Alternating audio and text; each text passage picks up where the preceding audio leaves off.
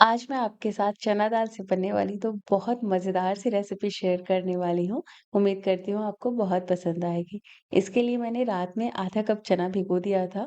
आप इस रेसिपी को मिक्स दाल से भी बना सकते हैं। तो यहाँ पे हमने पानी निकाल लिया, मिक्सी के जार में डाला है दाल, साथ ही डाला है अदरक, लहसुन और हरी मिर्च। साथ में डाल देंगे थोड़ा-सा हींग और थोड़ा-सा जीरा डालेंगे। ज़रूरत लगने पे आपको पानी का इस्तेमाल करना है और इसे दरदरा पीस लेना है।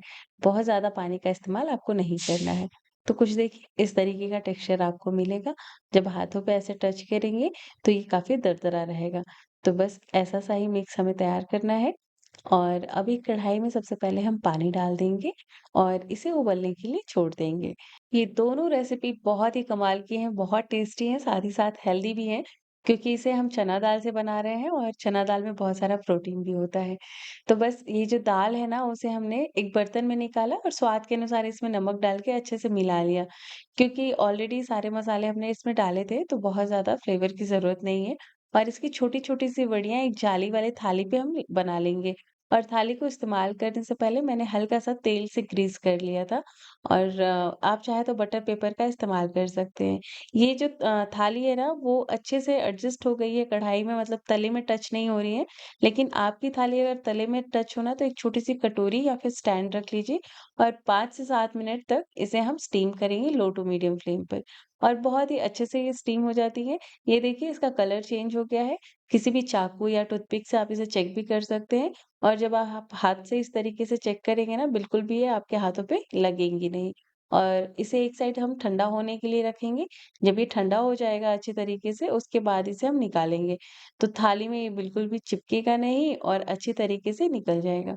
ऐसे ही ये बहुत टेस्टी लगती हैं वड़ियाँ। यूपी की ये फ़ेमस रेसिपी है, इसे बफ़ौरी बोलते हैं। आप चाहे तो इसे ऐसे भी खा सकते हैं या थोड़ा तड़का लगा के खा सकते हैं या फिर इसकी सब्ज़ी बना सकते हैं। तो आज मैं 2 रेसिपी शेयर कर रही हूँ, तो ये रही पहली रेसिपी।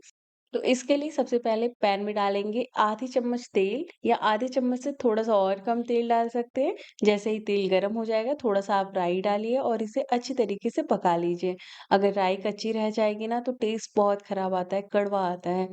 तो राई को पका लेंगे, उसके बाद डालेंगे थोड़ा-सा करी पत्ता और साथ ही मैं डाल रही हूँ 1 हरी मिर्च को बीच से ऐसे स्लिट कर दिया है। और हम कुछ भी इसमें नहीं डालेंगे, जैसे ही हमारा तड़का पक जाएगा, ये जो हमारी बफ़ौरी है या फिर दाल की वड़ियाँ हैं, इन्हें डाल देंगे और अच्छी तरीके से ऐसे हम मिलाएँगे। मीडियम टू हाई फ्लेम पे थोड़ा-सा इसे हम पका लेंगे, ताकि ये हल्का-सा क्रिस्प हो जाए और बहुत टेस्टी लगती है। अगर आप थोड़ा बहुत तीखा खाते हो, तो आप चाहें तो लाल मिर्च पाउडर डाल सकते हैं, वैसे बिल्कुल भी ज़रूरत नहीं है। और थोड़ा-सा नींबू आप निचोड़ सकते हैं इस पे। बहुत ही बढ़िया-सा शाम का एक नाश्ता बन जाएगा, जो हेल्दी तो है ही, साथ में बहुत टेस्टी है। तो अब बनाते हैं हम दूसरी रेसिपी। इसके लिए एक मिक्सी के जार में डालेंगे 2 मीडियम साइज़ का टमाटर, रफली चॉप किया है मैंने। और इसके साथ ही डाल देंगे अदरक। यहाँ पे हरी में जो पक जाती है मिर्च, वो मैंने इस्तेमाल किया जिससे कलर भी अच्छा आ जाए और खूब सारा लहसुन डाल के हम इसे पेस्ट बना लेंगे। उसके बाद कढ़ाई में डालेंगे सरसों का तेल 1 बड़ा चम्मच, जो भी ऑयल आप खाते हो ना, वो इस्तेमाल कर सकते हैं। फिर तड़के में जीरा और यहाँ पे बड़ी इलायची और एक दालचीनी और साथ ही मैंने डाला है हींग। आप अपने पसंद से थोड़े और इसमें तड़के की चीज़ें इस्तेमाल कर सकते हैं। उसके बाद जैसे तड़का पक जाएगा, एक मीडियम साइज़ का प्याज़ लेके उसे बारीक कट करेंगे और उसके बाद हम प्याज़ को अच्छी तरीके से भून लेंगे। अच्छा-सा गोल्डन कलर आना चाहिए। बहुत मज़ेदार और बहुत ही यम्मी सी ये रेसिपी बनेगी, तो आप इसे एक बार ज़रूर ट्राई करिएगा।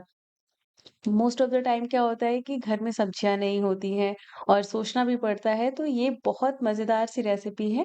तो जब भी सब्जी ना हो और या फिर बहुत कम टाइम में कुछ खाने का मन हो, तो आप इसे बनाइए।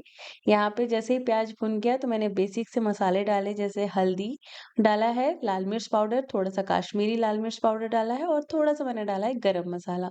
1 मिनट तक इसे हमने पका लिया।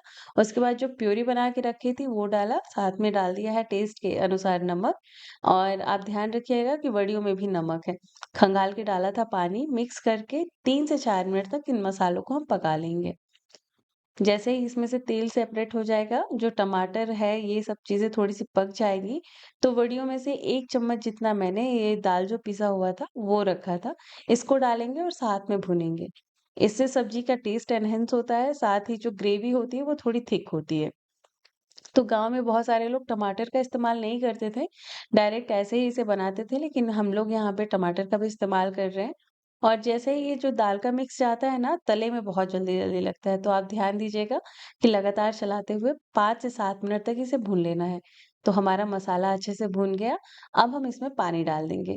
तो सबसे पहले मैं डाल रही हूँ 1 ग्लास के जितना पानी, और इसमें 1 ग्लास पानी और जाएगा, क्योंकि ना जो दाल है ना, जो भी बेसन की क्वांटिटी होती है ना, वो बहुत थिक करती है ग्रेवी को, तो पानी अच्छी क्वांटिटी में आप डालिए और 2-3 मिनट तक पानी को अच्छे से हम पका लेंगे। तो यहाँ पे ग्रेवी जब अच्छे से पक जाए, उसके बाद बड़ियों को डालेंगे, अच्छे से मिला के एकदम लो फ्लेम पे 5 से 6 मिनट तक इन्हें हमें पका लेना है, ताकि बहुत बढ़िया-सा टेस्ट आ सके। यहाँ पे जो सब्ज़ी है वो पक के तैयार है, मैंने खूब सारा धनिया पत्ता भी डाल दिया और अच्छे से मिला देंगे। मैंने जो ये सब्ज़ी बनाई है थोड़ी-सी गाढ़ी है, आप चाहे तो इसे थोड़ा-सा और पतला रख सकते हैं। मज़ेदार और बहुत डिलीशियस ये सब्ज़ी बनती है, आप इसे रोटी चावल के साथ सर्व कर सकते हैं। रेसिपी पसंद आए तो वीडियो को लाइक ज़रूर करें।